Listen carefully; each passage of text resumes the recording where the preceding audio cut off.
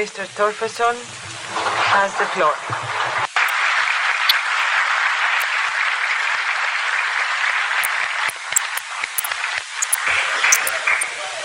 Good morning.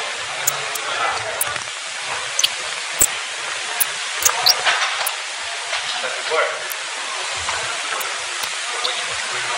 The green one. Good morning. Ladies and gentlemen, thank you for having me here, inviting me.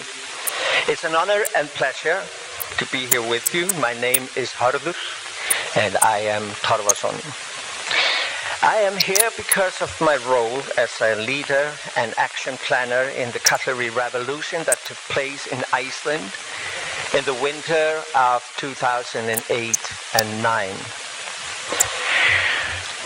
This I use in this speech is a collective I, built with my friends who have helped me, Massimo, Hilmar, Laura Hanna, Gilla, just to name few, and the thousands that joined the revolution.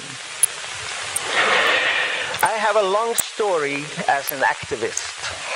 For you to understand my role and action in the cutlery revolution, I need to explain to you who I am. I graduated as a professional actor in May 1970. By 1973, I had become a very well-known artist. I had recorded 2 long-play records with my own songs. I was acting in films, on stage, performing in television and in radio, doing concerts, directing in theater, and I was a photo model. My future looked very bright, and mainly because I was doing what I was told to do. But where the sun shines, there are shadows. I was gay. I was told never to talk about it in public because that would destroy my career. At the same time, I knew about gay people being beaten up on the streets and even attacked in their homes, fired from work or thrown out from the places they rented, from restaurants and public places, and even denounced by their own families if anyone found out they were gay. And I knew of gay men who committed suicide. In 1971, I had spent a few months in Copenhagen studying and working in political theater. And there I soon came in contact with a Scandinavian gay organization. And both in their library and talking to members, I learned about the history of gay people in Europe. It was inspiring. I wanted a gay organization to be established in Iceland as well. Time went by, and all I did was talking about equality for gay people, not understanding that it takes more than words to make a dream come true. In August 1975, I stepped forward in an interview, becoming the first openly gay man in my country. Doing so, my life changed dramatically. Almost overnight, I became persona non grata. Suddenly there was nothing for me to do in the theater or elsewhere. It was like I never existed. I was living under a constant threat, and I was soon forced into exile. I moved to Copenhagen, where I decided to commit suicide. But at the very moment I was about to end my life, it hit me that I was giving up far too easily.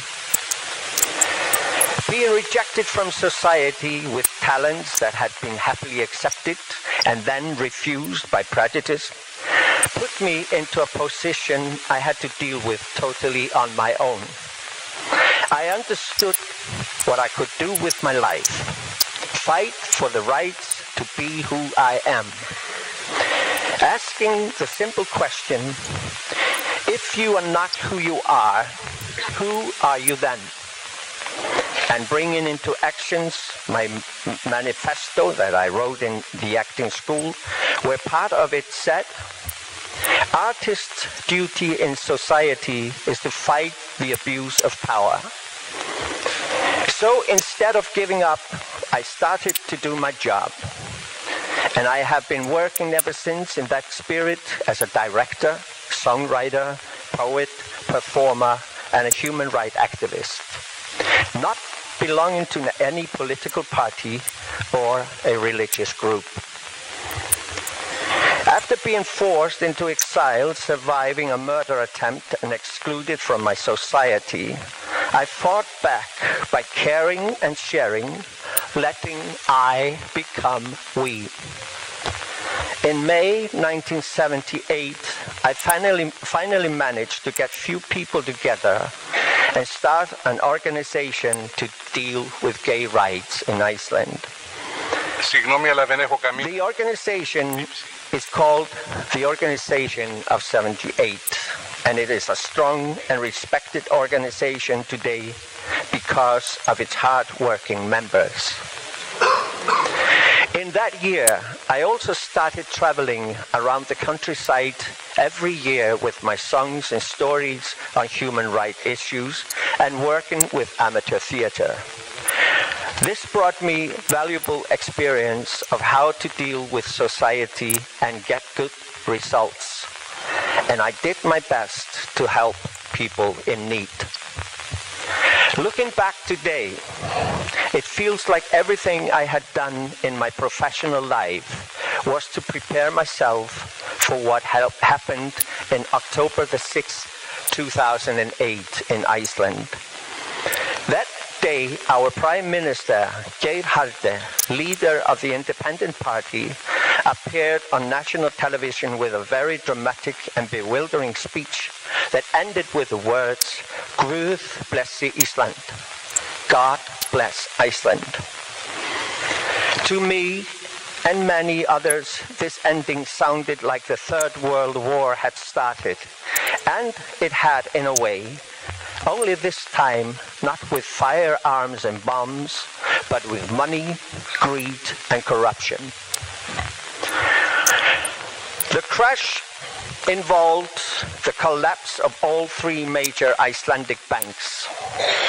It is said to be one of the worst financial crashes in history of man. On the list of 10 biggest financial crashes ever in the world, the Icelandic banks have 4 seats there, number 3, 6, 9, and 10.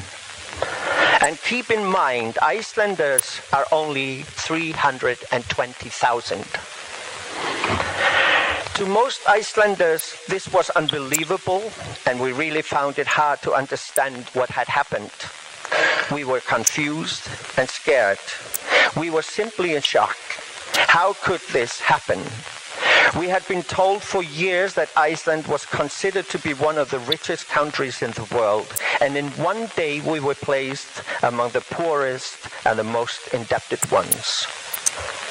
According to the politicians and bank managers, this just happened, and they could not do anything about it, so they were most certainly not responsible. And we, the people, we should just continue with our life as nothing had happened and leave them to take care of business. But we, the people, we did not agree. On Saturday, October 11th, 2008, at 12 o'clock, I placed myself in front of the Parliament building in Reykjavik, and I asked people to join me there. I stood there and I asked people 2 questions. Can you tell me what has happened in our country? And do you have any idea what we can do about it? It did not take me long to find out that people were scared, angry, and confused, even the politicians. But there I stood, day after day for a week at the same time in the same spot and talk to people.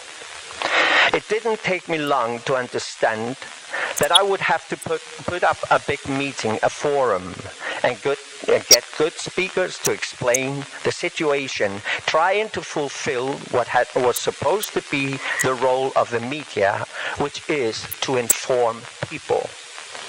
The media was not doing it, since it was and still is mostly operated and owned by political parties and their friends, and preoccupied primarily to protect their interests and honor. We had to be the new media, and the internet became one of the most important tools.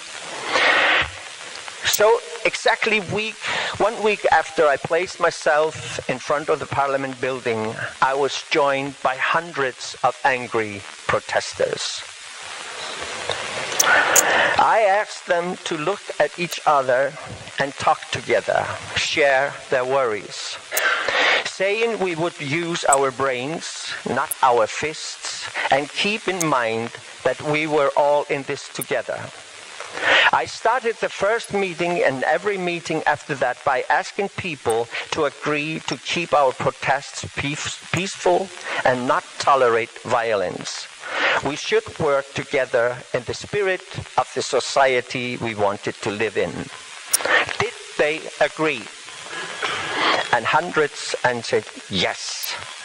And I asked them if they wanted another meeting at the same place and same time a week later, and they said yes. And from the podium, I asked people to help me, and they did. My phones hardly stopped ringing after that. And from then on, we demonstrated peacefully every Saturday at 3 o'clock in front of the Parliament building for the next 5 months. But it was not enough to protest just because we were angry. We needed something that would pull us closer and unite us. So I went among people day after day, and I asked them, what is it we want? Little by little, it became clear, and it took me 3 weeks until I was ready, and I asked the crowd from the podium if they agreed on these 3 following demands. 1, the government should resign. 2, the board of the Financial Supervisory Authority should resign. 3, the board of the National Bank should resign. Do you agree? I asked the crowd, and thousands shouted yes. This became the glue of the meetings and the main purpose. And we spoke also of the need for a new constitution, but that had to be an underlying demand put into action on later stage. Most people had never seen protests repeated so systematically before. Within few weeks, there were all kinds of small protests in Reykjavik. Iceland was boiling with political activity. It almost became a fashion to protest. Citizen meetings started where politicians were invited on panel to answer questions from the audience. The internet was filled with blogs and articles. Everyone was discussing the situation. But the Icelandic media and most of the politicians ignored us. The Prime Minister even bothered to call us protesters idiots, and that upset many people. To me, that was a sign of irritation, so at least we were getting to them. We started writing letters to the ministers, asking for meetings with them, and we met up with our demands written, and we clarified our claims to them so they could never make an excuse saying they didn't know what was going on. Results are difficult to obtain, and in the second week of December, After 2 months of protests meeting, it looked like the most people had lost interest in protesting. People stayed away and they were discouraged. The parliament members even dared to take holidays like nothing had ever happened. The situation did not look good. So we sent out an announcement saying we respected the Christmas tradition and we encouraged people to celebrate it with loved ones, family and friends, and take a good rest. But we would stand there on both Saturdays as the representatives until they were ready to come back right after Christmas. And they did, by thousands, on December 27th. On December 13th, less than a meter away from the Parliament building, in front of less than 50 people, I made a very short speech. But right after that speech, a guard came to me and asked me to move away from the house to the other side of the street. I asked him why. He looked at me. He told me that my speech had annoyed people who were working inside the house. I was very surprised, since I did not speak very loud and long, and I asked him if they heard my speech inside the house, and he said yes. That meant that the house was badly sound insulated. And there I got an idea. This was what we needed. The idea that I got there was to ask people to meet up in front of the Parliament building on January 20th when the Parliament members returned from their holidays, and I asked them to bring their pots and pans so the Parliament members would hear us clearly. Now was the time to make ourselves as visible as possible to them. For too many months and weeks, we had been simply ignored. There were thousands that met up that day, and we stood 4 days non-stop and protested very loudly, shouting, beating drums and pots and pans, and everything that would respond with loud sound. And when the dark came, we lit bonfires. At midnight, we went home to sleep, and we were there again next morning. Something like that had never happened in Iceland before. Of course, the media responded by talking badly about us, the protesters, trying to make us look like idiots and terrorists so people wouldn't support us. But we proved time and time again that we were peaceful and we won the respect of the majority of the people. The biggest protest meeting ever was on Sunday, the 25th of January 2009. The podium was covered with orange flowers from the people who were in high spirits. On Sunday morning, the 26th of January, the First Minister resigned and took along with him the board of the Financial Supervisory Authority. And the day after, on Monday, the government resigned. It was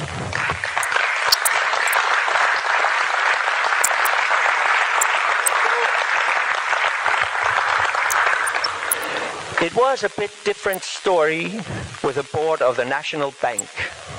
They refused. But finally, they were oozed out from the bank 1 month later, on February 26, 2009. All 3 demands of the Cutlery Revolution had been met. We proved that the MPs should serve us, the people, not the other way around. This was a great demonstration of democracy. This was also time for me to withdraw, and I did. Our Constitution was written by a sleepy civil servant in Copenhagen and imposed on us in 1873 by the Danish king, and was then ratified in 1944 when the Icelandic Republic was established with a promise of reviewing it as soon as possible. That is 69 years ago. The Act on a Constitutional Assembly was passed by Parliament on 16th of June 2010, stated that a national forum of approximately 1,000 people should be held in good time before elections to the Constitutional Assembly. Every citizen with voting rights could participate in writing the new constitution, and 500 people came forward, and from them 25 people were then elected.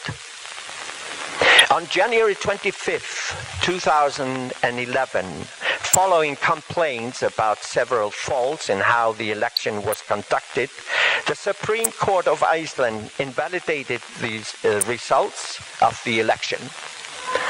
The Parliament began the same day with deliberations on whether and how to continue the process, and they decided that those 25 elects would be a part of a constitutional council, and the constitutional change went on. The writing of the new constitution was an incredible experiment of direct democracy. The 25 wrote it under the direct surveillance and advice from all of us via Facebook, Twitter, emails, and so on. We could all contribute to the writing of the new constitution. And they listened and talked to people. After 4 months of hard work, the new constitution was handed over to the Parliament on July 29th, 2011. On that day, they presented to the Council President of the Parliament the proposal for a new constitution. In a letter accompanying the proposal, stated that members of the Council had agreed that Parliament should provide all citizens with the opportunity to vote on a new constitution before Parliament handed the financial proposal. The referendum was held October the 20th, 2012, but ignored by Parliament. After the Catherine Revolution, we Icelanders have been living almost in constant shock, learning every week about new sides of the corruption. It seems like it's never going to end. Looking back over these 5 years, it is very clear that all major steps in trying to change our society for the better did come from citizens. First, the Catherine Revolution. Second, a new constitution was written.